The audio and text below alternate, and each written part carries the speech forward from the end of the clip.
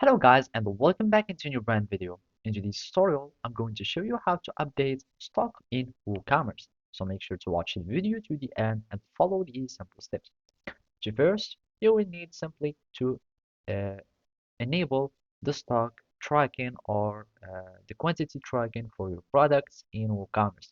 And to do so, you will need just to go to the products and basically you will need just to go to any products and click on edit, or you can simply start creating a new product if you'd like.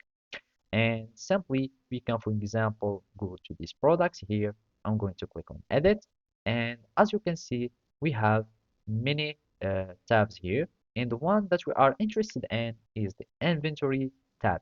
And basically in the inventory, it will allow us to start managing stock, and that means we can start having the quantity, so we can start updating our uh, stock. And from here, you can add stock quantity. And for example, let's have it as 10. You can have uh, to allow back orders if you would like, so they can track if there were some back orders, so they can update stock. And also there is some low stock threshold, so you can have uh, a threshold for your stock. And simply by clicking this, you will need just to publish this item, and it will be the changes will be saved.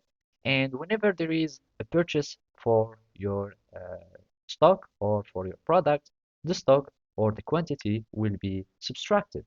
And whenever you want again to edit the stock, you will simply go to your products, for example, edit. Let's go back to the same product and we go to a t-shirt or the one that we have just chosen, and then we go again to inventory, and you will be changing the stock quantity manually, and you click on publish or update, so to save changes. Basically that's it. Thank you for watching and see you next time.